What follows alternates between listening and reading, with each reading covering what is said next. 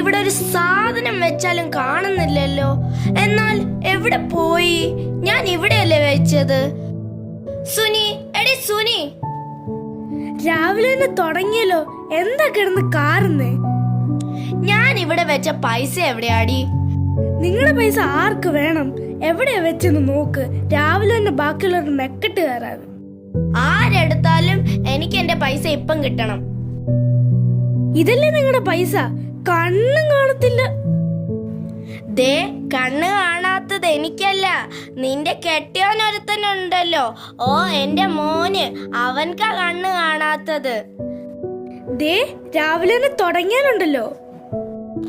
അതേടി, അവനായ കാലത്ത് കണ്ണ് കാണാമായിരുന്നെങ്കിൽ നിന്നെ പോലെ ഒരുത്തിയെ ഈ വീട്ടിൽ വരുത്തില്ലായിരുന്നു. അങ്ങനെ ചുമ്മാ വലിഞ്ഞു കേറി വന്നവളല്ലേ ഈ സുനി. പിന്നെ കൊട്ട കണക്കല്ലേ ഇങ്ങോട്ട് കൊണ്ടുവന്നത്. ഇങ്ങോട്ട് കേറി വന്ന ഒറ്റ തെറ്റേ ഞാൻ ചെയ്തിട്ടുള്ളൂ. ദൈവമേ, എന്റെ തല അങ്ങ് എടുത്താ മതി. ഒന്ന് നിർത്തുന്നുണ്ടോ? കുറെ നേരം നിങ്ങൾ രണ്ടുപേരും കൂടെ.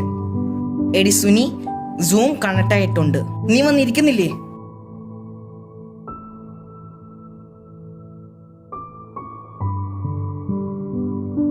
ദൈവത്തിന് സ്തോത്രം. നല്ല പാട്ടുകളൊക്കെ പാടി ദൈവത്തെ ആരാധിപ്പാൻ ദൈവം ബലപ്പെടുത്തിയതിനായി ദൈവത്തിന് സ്തോത്രം ചെയ്യാം. ഹല്ലേലൂയ.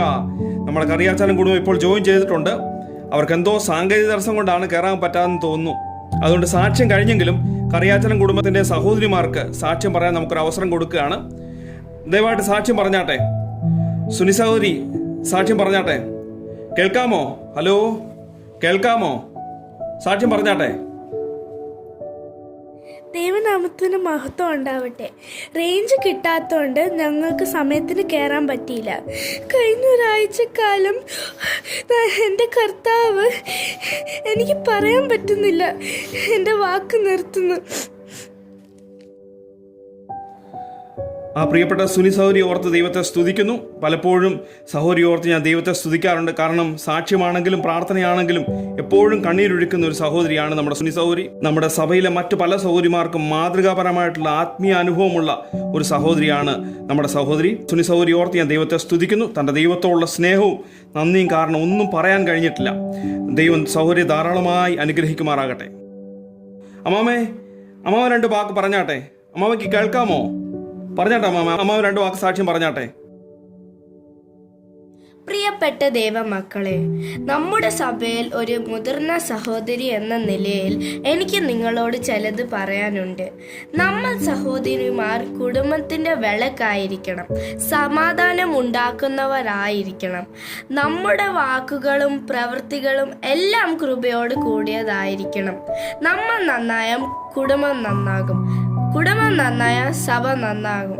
ഞാനും ദൈവം എനിക്ക് തന്ന എൻ്റെ മോളും ഞങ്ങളെപ്പോഴും നമ്മുടെ സഭയുടെ സഹോദരിമാർക്ക് വേണ്ടി പ്രാർത്ഥിക്കുന്നുണ്ട്. നമ്മുടെ സഭയുടെ അനുഗ്രഹത്തിനായി നമുക്ക് ഒന്നിച്ച് പ്രവർത്തിക്കാം എന്ന് പറഞ്ഞുകൊണ്ട് ഞാൻ എൻ്റെ വാക്കുകൾ നിർത്തുന്നു. ദൈവം എല്ലാവരെയും അനുഗ്രഹിക്കട്ടെ. അയ്യോ, നെറ്റ് പോയെന്നാ തോന്നേ. കട്ടായി പോയല്ലോ.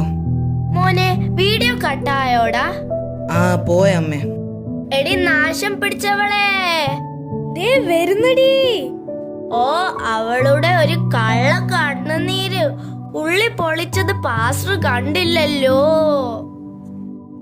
എന്റെ ദൈവമേ, വീണ്ടും തുടങ്ങി രണ്ടുപേരും കൂടെ. പ്രിയമുള്ളവരെ, ഇതൊരു ഓർമ്മപ്പെടുത്തൽ മാത്രമാണ്.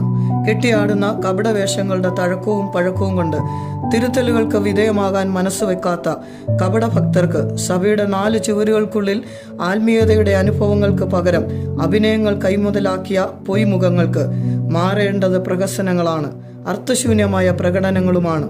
അന്തർഭാഗത്തിലെ സത്യം ഇച്ഛിക്കുന്ന ദൈവം അന്തരംഗത്തിൽ നമ്മെ ജ്ഞാനം ഗ്രഹിപ്പിക്കട്ടെ.